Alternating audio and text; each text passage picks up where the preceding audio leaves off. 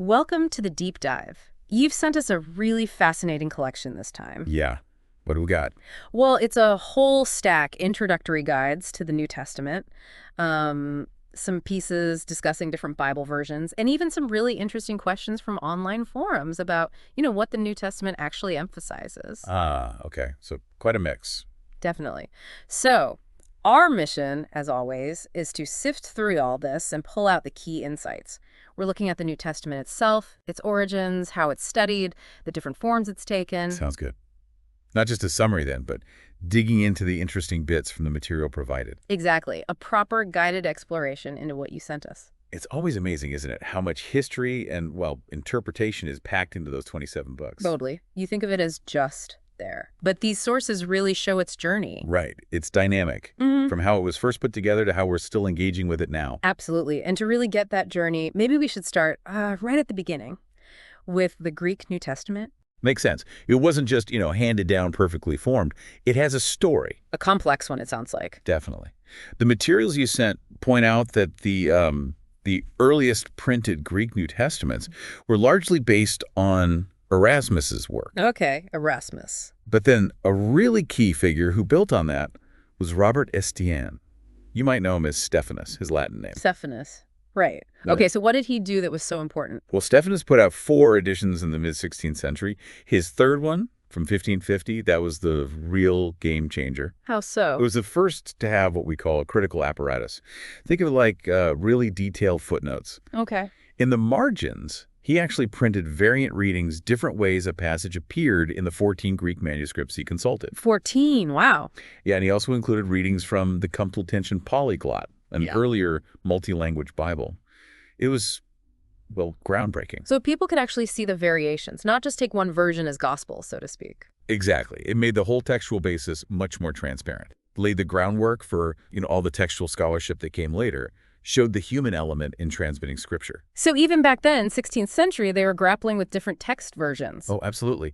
And Stephanus's 1550 edition had, as one source puts it, an astonishing influence. It got reprinted a lot. And others built on it. Right. Theodore de Beze, or Beza, who followed Calvin in Geneva, he published 9 editions himself, adding his own textual comparisons. Okay, Beza. And this connects to the English Bible, doesn't it? Directly. The translators of the King James Version in 1611, they relied heavily on Beza's editions, specifically the 1588, 89, and 1598 ones. So there's a clear line. King James translators back to Beza, back to Stephanus, back to Erasmus. Precisely. It's a powerful link across the centuries. Shows the Bible we have today didn't just, appear. It's a product of centuries of scholarship and careful transmission. That's a great point. Now, something else that came up in the materials was the relationship between early Orthodox Christianity and Gnosticism. Ah, yes, the equal validity idea. Right. There's this popular notion sometimes that they were kind of equally ancient, equally valid ways of following Jesus early on. Yeah, that needs clarifying. The sources emphasize that the views that became Orthodox Christianity have really deep roots, right back in the 1st century, within the earliest Jesus movement we can trace. We have evidence for that early day. Clear evidence, yes. Yeah. But Gnosticism, When did that show up? it emerges later. All the primary Gnostic texts we have are dated significantly later than the core New Testament writings. And the movement itself looks like it rose partly in reaction to that developing orthodoxy. So they weren't parallel from the start. Not at all. Both were around in the early centuries, sure. But orthodoxy has the earlier historical roots. It's an important distinction. Changes how you see that early landscape. Definitely. Okay, shifting gears a bit. The idea of critical thinking about the New Testament. Most people probably think that's pretty modern, right? Like Enlightenment onwards. Yeah, maybe the last couple of centuries with academic biblical studies. But the sources rightly push back on that. They do. Yeah. While the methods have obviously evolved, the basic act of critically engaging with the Gospels, that's not new at all. Can you give an early example? Sure. Cassian, back in the 2nd century, he created something called the Diatessaron. Diatessaron. Yeah, it's basically a harmony of the 4 Gospels, Matthew, Mark, Luke, John, woven into one single story. Huh. Like a gospel greatest hits. Sort of. And it wasn't just his personal project. The Syrian church actually used it liturgically for centuries. Seriously? Yep. So 2nd century, they're already synthesizing, trying to create a unified narrative from the 4 distinct accounts. Makes you wonder what problems they were trying to solve, right? That's fascinating. Already thinking about the relationships between the Gospels. Okay, let's jump forward quite a bit. The Reformation and sola scriptura. Scripture alone, a huge one. Absolutely central, wasn't it? How did it contrast with the Catholic view at the time? Well, the Catholic perspective saw revelation as sort of a deposit of faith given to the church, with Scripture as a key part, but not the only authority. The Reformers pushed back, Same. saying that while tradition is valuable, definitely useful, holds us accountable. The Bible alone has the final, ultimate authority in faith and practice. So tradition wasn't just thrown out. Not at all. They valued learning from history, from the church fathers. But if tradition and Scripture seemed to clash, Scripture won. That was the defining principle for many Protestants. Right. Sets the stage for a lot of later interpretation. Yeah. Okay, let's talk geography. Origins and preservation of Christianity. There's this common idea that it's basically a European religion. Yeah, and the sources rightly call that out as historically just wrong. How so? The initial spread from Jerusalem was incredibly fast, and it went east and south into modern-day Turkey, North Africa, Egypt, Ethiopia, Arabia, Syria, Mesopotamia. Wow, quite a reach. Possibly even further east, maybe the Indus Valley, maybe even early hints in China. For centuries, the Christian heartlands weren't in Europe at all.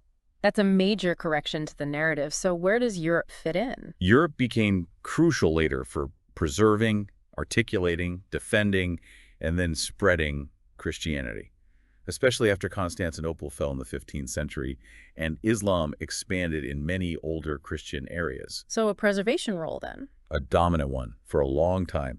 Though one source notes that contemporary Europe seems to be moving away from that role now. An interesting historical shift. It really is. Okay, let's dive into how academic study evolved, particularly with historical criticism. The materials suggest this caused some divisions. Oh, definitely. Applying historical methods to the New Testament inevitably led to diverse interpretations, sometimes disagreements.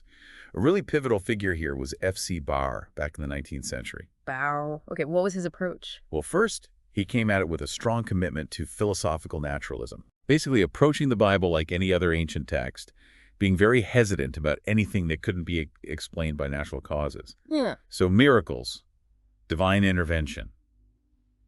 That was tricky for him. Right. Applied a scientific lens, almost. You could say that. And he had this specific idea about how the early church developed. He saw it as this series of conflicts, starting as a Jewish sect, then becoming more Gentile, then breaking from Judaism entirely, a kind of Hegelian dialectic almost. And how did that affect how he read the New Testament books? He basically dated them based on where he thought they fit in that historical development he'd mapped out. So not based on manuscripts or tradition. More based on his reconstruction. For example, he argued Acts was written really late, like 2nd century. Why so late? He felt the sort of calmer tone towards Judaism in Acts must mean the initial big conflicts were long over. So his dating served his historical theory. And the implication was That the New Testament documents weren't really revelation in the traditional sense, and not necessarily a coherent theological system either. He saw them more as reflecting these different historical stages, sometimes even contradicting each other. So not theologically binding in the old way. that's a huge shift. And it sounds like Baur really opened the floodgates for different approaches after him. Totally. The last century and a half has seen this explosion of different methods, different perspectives, debates on authorship, dating, historical reliability, history versus theology, literary theories, epistemology, even how global Christianity now impacts interpretation. It can be pretty overwhelming.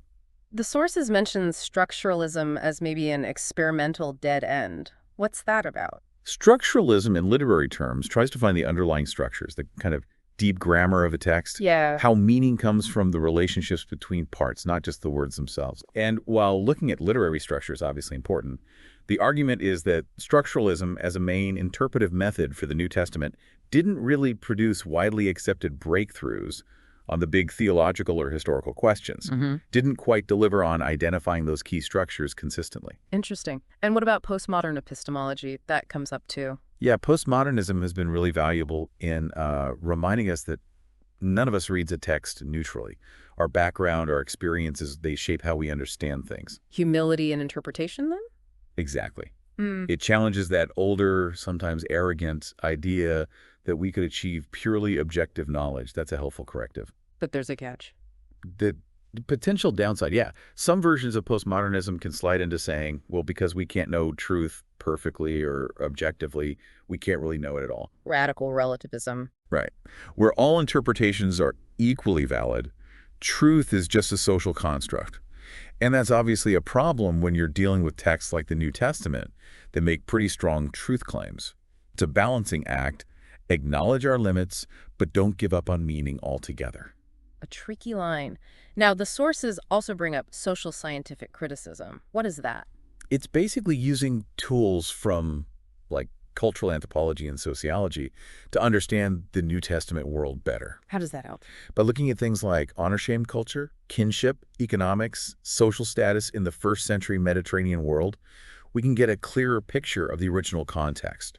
Scholars like Bruce Molina, Jerome Nere, Rohrbaugh, Robbins, they've done a lot here. It helps us read the text through the eyes of the original audience, potentially. Sounds useful, but the materials also mention some cautions, especially with the Gospels. Yeah, a couple of things. First, we're realizing more gospel material might have been written down earlier than some older critics thought, and maybe smaller bits were already linked together early on. Second, trying to force every bit of the Gospels into neat little literary form categories might be too rigid. We see mixed forms, suggesting it wasn't always that clear-cut. And connecting forms to specific church settings. Right. The claim some form critics made about exactly which community situation produced which type of story, we need to be skeptical there. Often we just don't have the solid evidence for those precise links. Right. Plus, some argue form critics maybe underestimated how oral tradition actually worked and the role of individuals, like eyewitnesses, in shaping and passing things down. Important caveats. Okay, let's tackle something that often comes up. The synoptic problem and Q. Sounds like a detective story. It kind of is. The synoptics, Matthew, Mark, Luke, they have so much overlap. Same stories, same sayings, often in similar order. Right, very noticeable. So the most common explanation is the two-source theory. It suggests Matthew and Luke both used two main sources independently. Which were? Mark's gospel, usually seen as the earliest, and this other hypothetical source, mostly sayings of Jesus, called Q. Q, from the German Quell for source. Exactly. The mysterious Q. What's the big evidence for Q? Why invent it? It's the material Matthew and Luke share that isn't in Mark. A lot of sayings, teachings, parables, and often the wording is really close, even the order sometimes. Like the Sermon on the Mount plane. Perfect example. Lots of parallels there, not in Mark. Also, Luke tends to scatter this shared Q material, while Matthew groups it. That pattern suggests they were both drawing from a common source, rather than Luke just copying Matthew or vice versa. But not everyone buys the Q theory. Correct. A significant minority view says it's simpler just to assume Luke used Matthew directly, along with Mark. The Farrer hypothesis, or Golder. Right, variations on that theme. No need for a hypothetical Q. But if Luke used Matthew, that complicates Mark being first. So those who deny Q often also deny Mark in priority. It all gets quite interconnected. A tangled web. Some even try to argue Mark was first and Luke used both Mark and Matthew. It's definitely an ongoing debate. Fascinating. Okay, related to this is redaction criticism. How's that different? Redaction criticism looks at the editors, Matthew, Mark, Luke. How did they take their sources, whether Mark and Q or something else, and shape them? So focusing on the author's choices. Exactly. The idea is they weren't just copy-pasters. They were theologians with their own viewpoints, writing for specific audiences. Redaction criticism asks, what were their agendas? How did they arrange things, add things, leave things out, reword things to make their theological points? The sources mention William Reed as a forerunner here. Yes. Back when Mark was often seen as just the simple historical gospel, Reed argued, no, Mark is theological too. His big thing was the messianic secret. Jesus constantly telling people, shh, don't tell anyone I'm the Messiah. Yeah. Reed saw this as Mark's literary device to explain why Jesus wasn't widely recognized during his ministry. A theological construction by Mark. Right. While Reed's specific theory is debated, his basic insight that Mark is a theologian was huge and paved the way for redaction criticism. But does focusing on the editing mean redaction critics think the Gospels aren't historical? Not necessarily, and the sources make that point well. Just because an author selects, arranges, maybe emphasizes certain things for a theological purpose, doesn't automatically mean they're making stuff up. Right, you can shape true events to make a point. Exactly. Rearranging, omitting, adding details, reword, none of that automatically equals being unhistorical. Theological motivation and historical accuracy can coexist. That's a crucial clarification. Okay, let's get into authorship of specific books. Matthew. Tradition says the Apostle Matthew, right? But there are questions. Right. The tradition goes way back. Papias, in the early 2nd century, he claimed Matthew wrote first in Aramaic. But the gospel we have is in Greek. Exactly. That's the main challenge. Why would Papias say Aramaic? Any theories? Several. Maybe it was just an educated guess. Jesus spoke Aramaic, so the first gospel must be Aramaic. Maybe Papias didn't realize how much Greek was used in Palestine then. Or maybe confusion. Could be. Maybe he confused our Matthew with some other early gospel that was Aramaic or Hebrew, like the gospel according to the Hebrews or Nazareans or Ebionites. We know those existed. Mistaken identity, perhaps? Makes sense. Any clues inside Matthew's gospel itself? Well, it's the only gospel that calls him Matthew the tax collector in the apostle list. Matthew 10.3. Significance. Depends who you ask. Supporters of apostolic authorship say it's self-deprecation. Look, even I, the despised tax collector, was called. Skeptics say maybe a later author chose Matthew precisely because of that detail, to attach the book to an apostle. Interesting either way. And scholarly trends on Matthew. For a long time, especially later 20th century, lots of redaction criticism. Comparing Matthew to Mark and Q, trying to isolate Matthew's unique theology. Borncome, Barth, Held were big names there. Any weirder theories? Oh, sure. Rolf Walker argued Matthew was written to show Israel was totally rejected, God moved only to Gentiles not widely accepted. Hubert Frankemöller saw it as more like a community history. Jesus, as an idealized figure, also seen as pretty weak. Shows the range, though. Definitely. Okay, Mark's gospel. Tradition points somewhere specific to. Very clearly. Again, Papias is key. He attributes it to Mark, John Mark from Acts, and says Mark was Peter's interpreter or secretary. So Mark's gospel is essentially Peter's memoirs. But modern scholarship is often skeptical of these traditions. Often, yes. Sometimes the idea is the Gospels came from a long tradition process, making a direct link like Mark Peter seem unlikely. But the source material pushes back. It does. It asks, well, how certain are the critics about reconstructing that tradition? Maybe the Petrine origin actually fits the evidence quite well. Unless there's strong reason to doubt the early testimony, maybe we should take it seriously. So Peter as a main source, even if Mark used other stuff too. That's a plausible view. We don't know for sure about Mark's written sources, though. The old idea of a pre-Mark and Passion narrative isn't as popular now. Okay. Peter's influence seems key, directly or indirectly. What about Luke and Acts? Always discussed together. Yeah, the consensus that they're by the same author is incredibly strong. The prologues link them, the language, style, theology, it all points one way. And the author. Both internal clues and external tradition point to Luke, the physician, Paul's companion mentioned in Colossians. And the dating. Sounds like there's debate there. Big debate. Some argue for an early date in the 60s AD. Why? Mainly because neither Luke nor Acts mentions the fall of Jerusalem in 70 AD. Seems like a huge omission if it had already happened. Plus, some details in Acts seem to fit the earlier period. But others argue later, like 75, 85 AD. They do. They might point to things like what they see as a more developed church history view in Acts, maybe references that fit later, the lack of Paul's letters being mentioned, maybe a friendlier view of Rome suggesting a later time. But the early daters have responses to those points. Oh, yeah. Like maybe Luke just didn't mention Paul's letters because it wasn't his narrative focus. It goes back and forth. The sources mention Konzelman's interpretation of Luke Acts. Hans Konzelman. Hugely influential idea. He argued Luke wrote to explain the delay of the parousia of Jesus' second coming. Ow! By replacing immediate expectation with a theology of salvation history in 3 stages. Israel, Jesus' ministry, the church. He saw Luke Acts structured around this to reassure Christians that history was still unfolding according to God's plan, even if Jesus hadn't returned yet. Highly debated, but very significant. And historical accuracy. Especially the speeches in Acts. That's a common sticking point. Some critics say the speeches are basically Luke's compositions, not what was really said. But defenders argue that Luke might be summarizing, paraphrasing, maybe translating from Aramaic.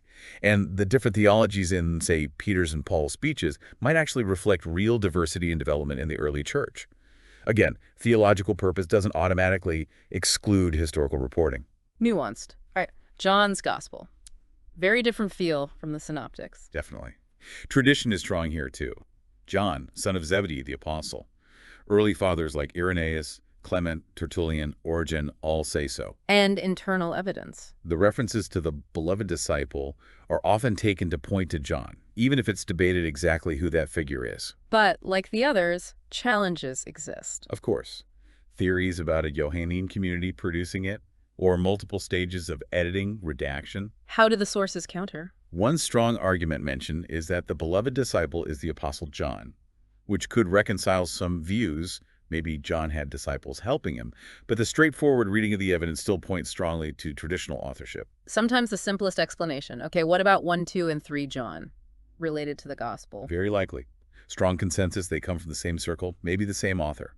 The language, style, themes, light, darkness, life, love, the Paraclete are incredibly similar. So Johannine, even if Apostle John isn't proven for the letters. Exactly. The source argues the differences are more about context and purpose, not contradiction. Complementary, not conflicting. And dating. Probably early 90s AD, a bit after the gospel, Yeah. maybe 80, 85 AD. Partly because they seem to be addressing early proto-Gnostic ideas, maybe correcting misuses of the fourth gospel itself. A response to developing issues. Wow. Got it. Finally, Revelation. Unique book. Very unique. And again, early tradition is strong for attributing it to John, usually assumed to be the apostle. Justin Martyr, Irenaeus, Clement, Tertullian, Hippolytus, Origen, all on board. Some had links back to people who knew John. But there were some early doubts. Later on, yes, Dionysius of Alexandria questioned it based on style and content differences compared to the gospel and epistles. But he was a bit later, maybe he had theological reasons related to millennialism too. What about internal clues in Revelation? The author just calls himself John, writing to churches in Asia Minor.